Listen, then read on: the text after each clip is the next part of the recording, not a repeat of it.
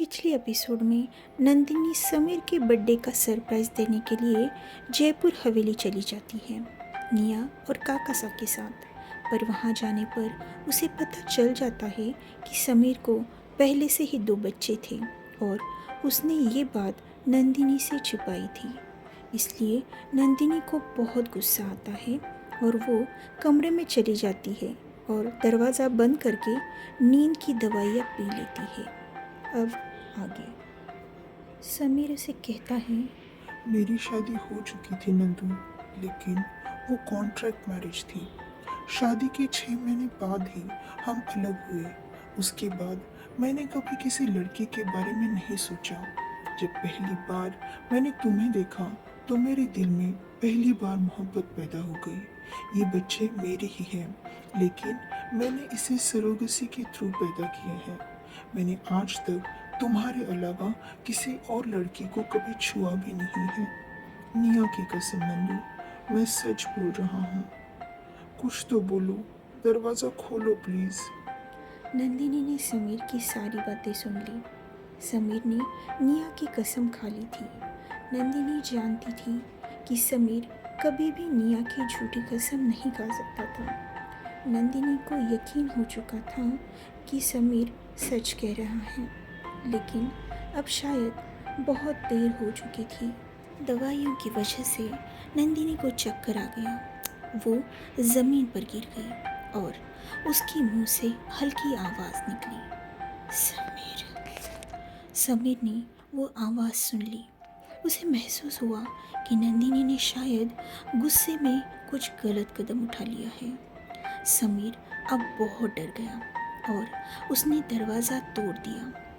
देखा तो ज़मीन पर नंदिनी बेहोश पड़ी हुई थी। समीर ने तुरंत कार निकाली और उसे हॉस्पिटल लेकर गया। काकासा और तीनों बच्चे हवेली में ही रुक गए। समीर लगातार रो रहा था।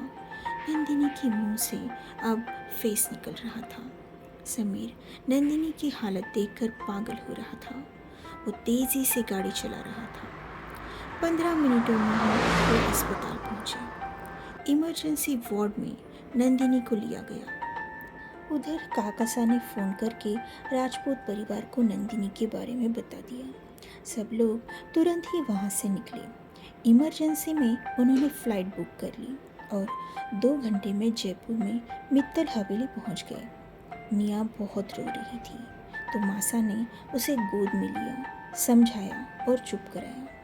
दोनों बच्चों को देखकर काकासा से पूछा तो काकासा ने बची हुई कहानी सुना दी। सब लोग सर पकड़ के बैठ गए। समर सिंह ने तुरंत ही समीर को फ़ोन लगाया, नंदिनी के बारे में पूछा और फिर सब लोग नंदिनी को जहां एडमिट किया गया था उस हॉस्पिटल में पहुंच गए। नंदिनी पर इलाज चल रहा था। समर सिंह गुस्से में था तो समीर के पास गया और सीधा उसकी कॉलर पकड़ ली और उससे गुस्से से बातें करने लगा। समीर बस नज़र झुकाए आंसू बहा रहा था। बापूसा ने आकर समीर को बहुत सुनाया। उनका दिल रो रहा था। उन्हें डर था कि अगर नंदिनी को कुछ हो गया तो वो सब लोग उसके बिना कैसे जी पाएंगे। समीर ने अपनी चुप्पी तोड़ी और गिड़गिड़ा कर सबकी माफ़ी मांगने लगा। तभी वहाँ पर एक लेडी आ गई और समीर को आवाज़ दी। उसे देखकर समर सिंह ने पहचान लिया और कहा, दिव्या, तुम यहाँ क्या कर रही हो? तभी दिव्या ने बोलना शुरू किया, समीर और मैं बचपन के दोस्त हैं।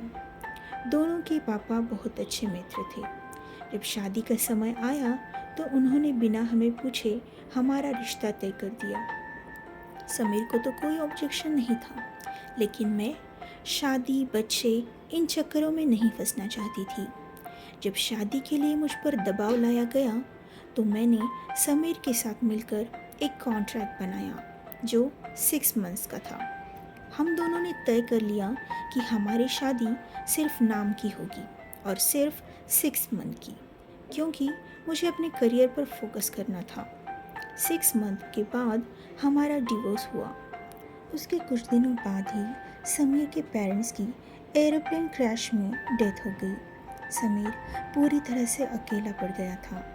उसने मुझसे कहा कि वो अब लाइफ में कभी किसी से शादी नहीं करेगा, लेकिन उसे ज़िंदा रहने के लिए किसी की ज़रूरत थी। इसलिए उसने सरोगेसी मदर से औलाद की। उससे उसके 2 बच्चे हुए, वंश और वेद। इनके जन्म के कुछ दिनों बाद ही समीर की ज़िंदगी में नंदिनी आ गई और समीर के दिल में जागने की उम्मीद फिर से पैदा हो गई।